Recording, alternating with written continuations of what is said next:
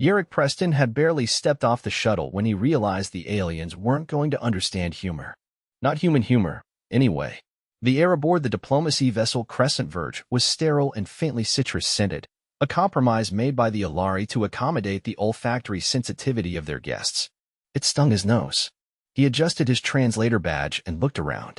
The Aelari ambassador, a pale, tall being with translucent skin that shimmered slightly under the ship's lighting, approached with an unblinking gaze. "You are Yarik Preston?" the ambassador asked in a voice that sounded like wind over glass. "Yes. First liaison, Earth delegation," Yarik said, extending his hand. The ambassador stared at it, then raised his own hand and flicked it in the air, a gesture Yarik had been briefed on an equivalent to a handshake, though it lacked the warmth. They walked together through a corridor hemmed with a slow-moving stream of water under a glass floor. Aelari moved soundlessly, their feet adapted to their homeworld's soft terrain. Yarik felt like a clumsy ox in comparison, boots thudding with every step. "Our cultural exchange begins with a symposium on psychological resilience," the ambassador said. "We have studied your species' neurological patterns. They fluctuate erratically under stress." "That's because we laugh," Yarik said, suppressing one himself. "Humans use humor to deal with stress. It helps heal." The ambassador slowed. "We have observed this behavior. It appears odd, inappropriate, even. You emit vocalizations while threatened or in discomfort." "Yeah," Yarik nodded. "We call it coping." The next day, Yarik stood in front of a panel of Aelari researchers. A translucent screen displayed a looping video of a human slipping on ice and falling painfully onto their back. The Aelari watched in silence. "This is an example of slapstick comedy," Yarik explained. "We laugh not because the person is hurt, but because of the absurdity. It's a release. Laughter is a pressure valve." "Does the individual in the video survive the fall?" one of the researchers asked. "Yes. Bruised ego, maybe a sore tailbone. But they'll probably laugh about it themselves later." "It is not efficient," another said. "Humor does not resolve the danger." "No, but it helps us not shut down when we're overwhelmed," Yarik said. "If we can laugh, we can keep going." The Aelari exchanged glances. One adjusted the light filters on its face mask, a gesture Yarik had come to associate with discomfort or confusion. After the session, Yarik retired to his quarters. His bunk was low and firm, the lighting dimmed to a calming hue. He reviewed his notes, sipping lukewarm tea. The cultural gap was wider than expected. The Aelari were brilliant and curious, but their emotional range was narrow. They didn't understand humor as anything but a malfunction. The following week, he was invited to observe a stress simulation conducted by the Aelari Defense Division. A training room was filled with holographic projections of collapsing structures, fires, and aggressive robotic assailants. The Aelari recruits moved methodically through it, expressionless, efficient. "Now," said the ambassador, "we would like you to run the same simulation." "In that?" Yarik asked, eyeing the mock disaster zone. "Yes. We wish to observe your emotional response." He suited up reluctantly. The simulation began, and within minutes, Yarik was dodging explosions and ducking falling debris. A holographic pipe burst near him, spraying simulated steam. He tripped, landed hard on his side, and groaned. "Of course," he muttered, "this is how I die virtually, while being studied by aliens." He couldn't help it. He laughed. The simulation paused. The Aelari watching from the observation deck murmured in confusion. "Subject is laughing," one noted. "Despite harm." Yarik sat up, rubbing his ribs. "I'm laughing because this is insane," he said aloud. "I just got fake blasted by a fake pipe, and you're watching me like I'm a zoo exhibit. I mean, come on, this is objectively ridiculous." The simulation resumed. He staggered through it, bruised and out of breath, but managed a weak victory yell when he reached the extraction point. He collapsed onto a bench while the Aelari helped remove his gear. "You are injured," one of the technicians said. "Yeah, probably bruised a rib or two. I'll get it checked." He spent the night in the infirmary, under observation. His ribs weren't broken, just battered. The medic, a quiet Aelari named Violent, scanned him repeatedly. "You laughed during stress," Violent said. "Your neurological readings spiked, then stabilized." "Fascinating. It helps," Yarik said, wincing as he shifted. "If I didn't laugh, I'd probably panic." Violent tilted his head. "Laughter is medicine." Something like that. 2 days later, the ambassador called him to a private chamber. "We have reviewed the data. Your performance was suboptimal, but your recovery speed increased after laughter was initiated. Yeah, that tracks. We wish to explore this further. Your species may possess methods of psychological reinforcement unlike our own. Yarik blinked. You want me to teach stress management through comedy? We will observe your methods in a live environment. A controlled mission has been arranged. Yarik frowned. Controlled? What kind of mission? You will accompany a small team to our orbital research station. It has recently suffered a systems failure. No lives are currently at risk. You will assist and demonstrate your methods when exposed to stressful variables. Right, he muttered. Because nothing says stress test like sending in the guy who laughs when he's scared. The shuttle ride was quiet. The Aelari crew said little, working in sync. Yarik stared at the stars, wondering how he'd ended up here. He'd studied diplomacy, not psychological warfare. The station was colder than expected. Emergency lighting flickered in the halls, and the air pressure was slightly off. The team split up to assess damage, leaving Yarik with a junior technician named Elon. As they moved through a corridor, a loud mechanical shriek echoed from a nearby hatch. Yarik jumped, heart pounding. What was that? He said. Automated door malfunction, Elon replied calmly. Sure it wasn't a space ghost? Yarik quipped.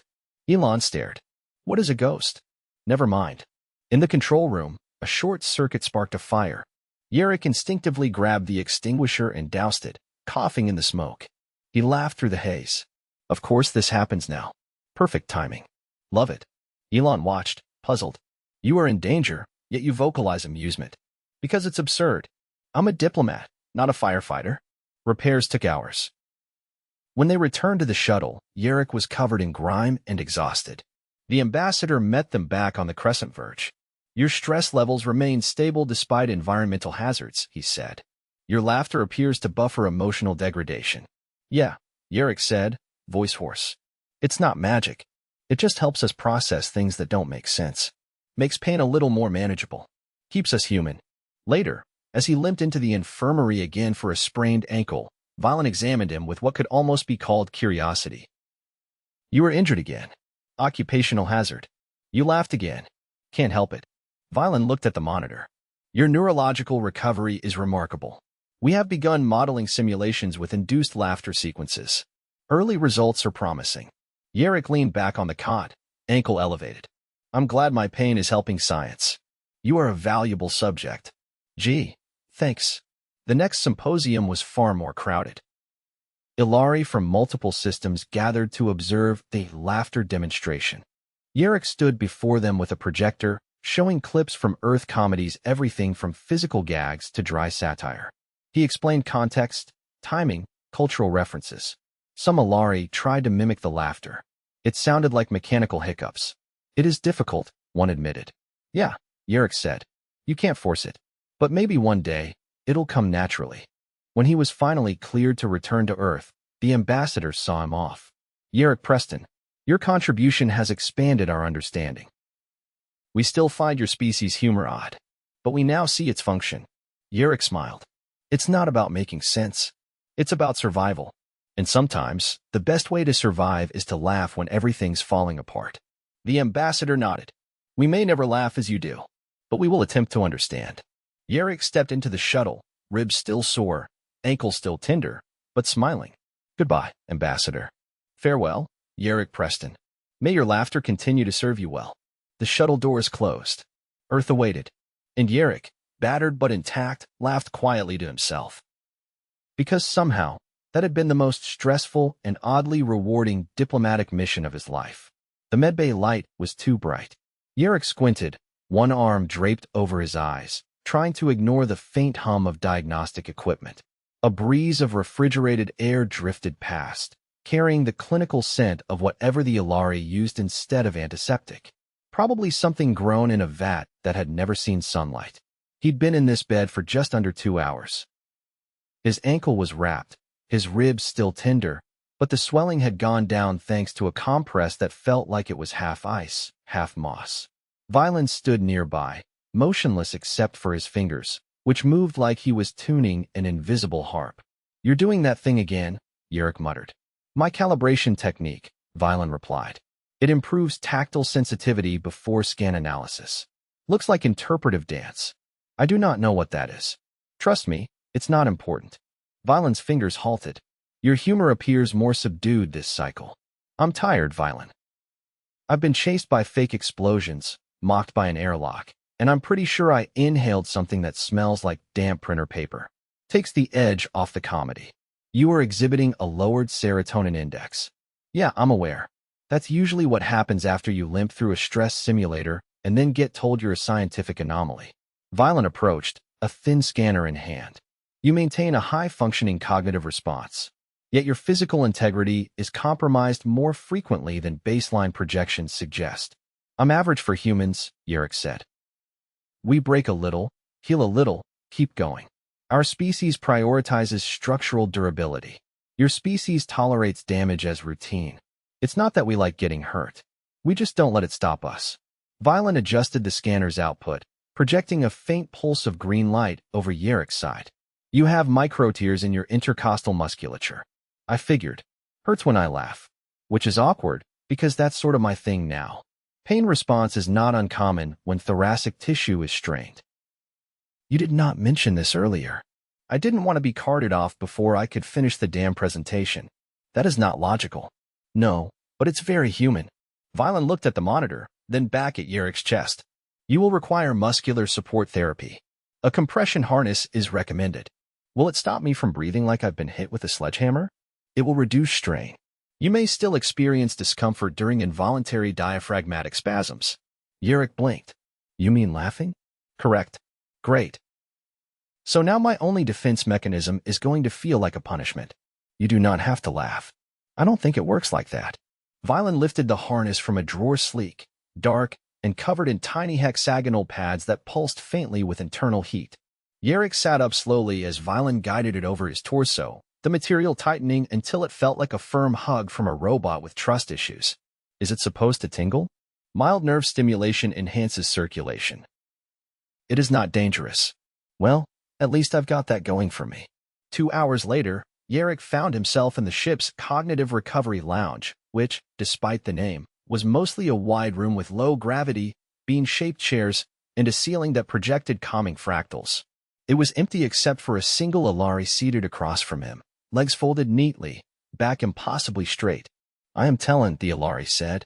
I requested this session. Yarik shifted in the chair, the compression harness making his ribs feel like they were being gently judged. Diplomatic liaison, right? I specialize in cognitive congruence. We study how differing species process shared stimuli. Let me guess. You've been assigned to figure out why I keep laughing at things that aren't funny. Not precisely. I am attempting to map the emotional context of your reactions. The data from your recent mission was inconsistent. Inconsistent how? Your bio readings suggested acute distress, yet your actions showed no withdrawal. You continued forward through environmental hazards, despite suboptimal physical condition. You vocalized amusement during moments of potential harm. That's not inconsistent. That's persistence. We call it grit. Talon's head tilted. Grit is a mineral on our homeworld. Not that kind of grit. It's continuing when you don't feel like it. Enduring pain, fear, failure. Humor helps with that. You use emotional dissonance to override biological signals. That's one way to put it. Talon tapped a small device, and a hologram appeared between them. Yarik mid-sprint through the flaming corridor during the station repair. His mouth was open in what could have been a yell or a laugh. This moment, Talon said, there was no external stimulus. Yet you laughed, because I realized I was running directly under a vent that had already burst once. I knew it was about to go again, and I was just too tired to care. It was either laugh or freeze. Your body chose laughter. My brain chose it. My body just came along for the ride. Talon nodded slowly. We are not accustomed to interpreting amusement as a survival mechanism. You're not wrong. It's not always logical, but it works. Keeps us moving forward. There was a pause. Then Talon reached into a compartment on his side of the chair and withdrew a small, pale cube. This is a cognitive emulator. It simulates a range of emotional stimuli. Would you allow me to show you a scenario? Yarik raised an eyebrow. What kind of scenario? One designed to elicit your emotional response. We wish to determine the boundary between humor and stress. Sounds like a trap, but sure. Fire it up. The cube glowed. Around them, the lounge vanished. In its place appeared a bustling Earth street, except everything was slightly off. The cars hovered half an inch above the ground. People moved in loops, and one man kept opening the same door into his own face. Yarik let out a sharp laugh. You tried to recreate a city street and ended up with a surrealist cartoon. Is it humorous? Yeah, but not for the reasons you think. It's not the content, it's the absurdity. The repetition, the exaggeration. We laugh when the world stops making sense because that's how we reclaim control. Talon observed silently, eyes tracking every nuance of Yarik's posture. The simulation shifted again. This time, Yarik stood in a mock office. The ceiling tiles began to fall one by one, each hitting him on the head with a soft, rubbery thud. He laughed harder. You're being oddly violent with your metaphors. We used your neural logs to construct this sequence. It reflects a common human scenario overload in a structured environment. Well, you nailed it. I once worked under a boss who was basically a walking ceiling tile. Your amusement correlates with memory? Sometimes. Sometimes it's just how ridiculous things get. When life piles on, we can either break or laugh. Or both. The simulation ended. The lounge returned. Talon looked contemplative. We are adapting our therapeutic protocols based on your neurology. You have demonstrated that laughter is not an anomaly, it is an anchor. Exactly. It's not a glitch. It's a feature. You may not be aware, but several Aelari have begun experimenting with analogous behaviors. Not laughter, but expressive variants. Controlled vocalizations during stress. It is unsettling. You'll get used to it. Just don't try stand-up comedy yet. That's an advanced class. Talon stood. Thank you for this session. You have clarified more than you realize. As he turned to leave, Yarik called out, Hey, Talon? The Aelari paused. If any of your people start laughing when a pipe bursts, maybe warn them not to inhale smoke. Talon gave a short nod. Noted. Later that evening, Yarik returned to his quarters. The compression harness pulsed in sync with his heartbeat. He lay down slowly, wincing once as his ribs protested. The lights dimmed automatically. Somewhere on the ship, a group of Aelari were probably trying to build humor from scratch. He pictured one of them watching an old Earth sitcom and taking notes like it was a physics lecture. He chuckled once, then winced, then chuckled again at the wince. Even pain couldn't stop it. The next morning, Yarik's ribs felt like they'd been folded into origami shapes by an enthusiastic toddler. He sat up slowly, pushing off the bunk with both hands, testing the limits of the compression harness before committing to a full stretch. It resisted just enough to remind him that the human body wasn't designed for alien diagnostics or, apparently, for sprinting through half-functioning space stations. He made his way to the observation deck slowly, carefully, like someone who had recently discovered the fragility of cartilage. The room was quiet, bathed in a soft aquamarine glow from the starfield beyond. 3 Aelari stood near the viewing panels, conversing in their layered, overlapping tones. One of them turned as he entered. Yarik Preston, said Talon. Your presence is timely. I'd argue that my presence is always a bit off-center. The others shifted slightly. A movement that Yarik had learned was the Aelari version of polite acknowledgement. Talon gestured toward a seating node that reshaped itself into a chair as he approached. The cushion felt like memory foam with opinions. We are concluding our emotional variance study, Talon said. Your contributions have provided a control group of 1. Doesn't really qualify as a group, does it? It was sufficient for our purposes. But there is one remaining component we have not examined fully. Yarik lowered himself into the seat, the harness tightening subtly to support his posture. Let me guess. You want to induce a stress event and see if I laugh before or after bruising another organ. No. This time, we wish to test passive emotional transmission. Specifically, whether your laughter can alter the emotional state of others. Wait, you want me to make aliens laugh? Not exactly. We are aware that laughter cannot be forced. But we wish to observe whether exposure to your behavior can create emotional alignment. So, mood contagion. If that is your term, yes. Yarik leaned back, wincing. All right. Who's the lucky test subject? A smaller Aelari stepped forward from the far side of the deck, their frame more angular, eyes slightly wider apart than the others. They held a compact device in both hands, fingers tapping a sequence without looking. This is Aelari, Talon said. They are an empathic interpreter. Their neurological architecture is unusually receptive to ambient stimuli. Aelari nodded once, then resumed tapping. Yarik squinted. Is this going to involve brain syncing or just awkward social proximity? No neural interfacing. You will simply interact. We will monitor both of you. Great. A forced friendship experiment. Nothing weird about that. The others retreated to the far end of the deck, leaving Yarik and Errol sitting in a silence that stretched just long enough to become absurd. He cleared his throat. So, Errol, you ever hear the one about the diplomat, the malfunctioning translator, and the eel soup? Errol tilted their head slightly. No, but I am aware of eel soup. Right. Well, the joke's not really about the soup. It's about how the translator interpreted urgent diplomatic emergency as, I require aquatic stew immediately.